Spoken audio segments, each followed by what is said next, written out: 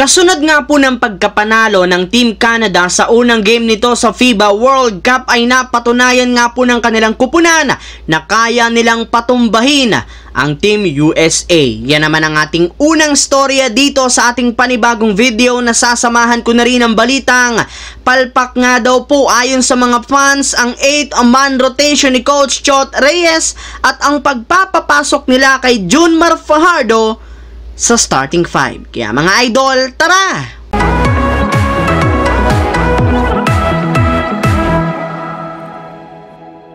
Bago pa man nga po mga idol magsimula ang 2023 FIBA World Cup, inaasahan na nga talaga na isa ang Team Canada sa mga magiging powerhouse team at contender sa pagkuha ng titulo ngayong taon sa pagkakaroon nila ng napakaraming magagaling na NBA players. Sa katunayan, marami nga po ang nagsabi na kabilang nga sila sa mga koponan na may kakayahang makatalo sa Team USA. At sa kabutihang palad rin naman, hindi rin naman nga nila binigo ang kanilang mga fans matapos nilang talunin at tambakan ng world number 2 na France sa kanilang game kagabi sa score na 95-65. Yes mga idol, hindi man lang nga sa kanila nakapalag ang ilang mga malalakas na NBA players ng France katulad na lamang nina Evan Fournier, Rudy Gobert at si Nicolas Batum, at nagawa nga nila itong tambakan salamat sa pag-step up ng kanilang mga sariling NBA players sa pangunguna ni Shai Gilgeous-Alexander na kumuha ng 27 points,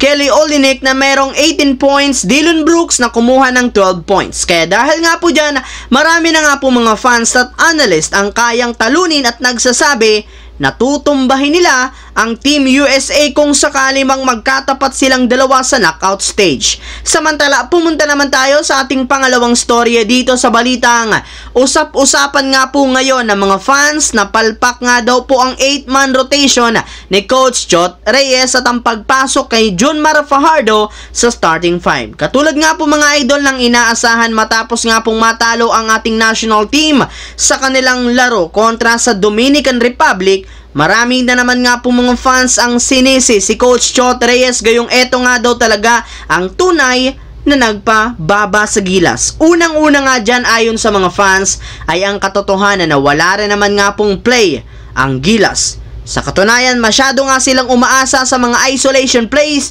ni Jordan Clarkson kaya nang madali nga itong napagod at na-fouled out. Simula nga po nang matanggal ito sa kanilang laro, hindi na nga sila nakasabay pa sa Dominican Republic ni Karl Anthony Towns. Maliban nga po dyan, hindi malang nga ito gumagawa ng adjustment sa kanilang opensa, depensa at maging rebounding, gayong hindi nga naging epektibo ang ginawa at ginamit nilang 8-man rotation.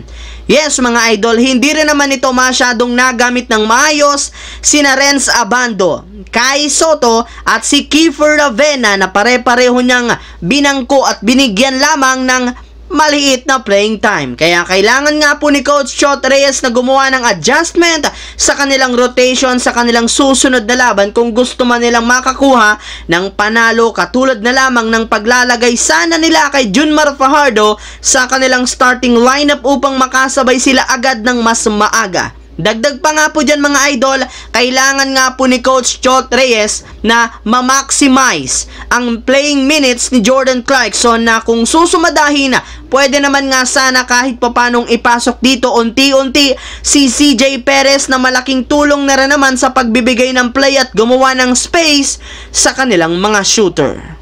Ang videong ito mga idol ay hatid sa inyo ng Aurora Game, isang play-to-earn mobile app na kung saan pwede kang kumita habang nag-e-enjoy ka. Maraming mga games dito mga idol gaya ng Color Game na alam kong siguradong mananalo kayo, Dragon vs Tiger na simple lang pipili ka lang kung Dragon ba o Tiger ang mananalo. Meron ding Toss a Coin na alam kong alam nyo na at marami pang iba. Sobrang dali lang mag-register gamit lang ang iyong mobile number, hintayin ang verification code at gumawa ng password. Madali lang din mag-cash in at pag panalo, cash out agad gamit ang iyong GCash account. Kaya ano pang hinihintay nyo mga idol? Mag-download na at manalo. Nasa comment section ang link para makapagsimula na kayo. So yun lamang mga idol ang ating bagong video na ating pinag-usapan ngayon dito sa aking YouTube channel. Once again, this is your J-Zone TV. Huwag kalimutang mag-like at syempre mag-subscribe pindutin ang notification bell sa akin channel para lagi kayo maging updated sa mga nangyayari sa basketball. I-follow nyo na rin, bisitahin ang ating Facebook page, J-Zone TV. Thanks for watching, mga idol.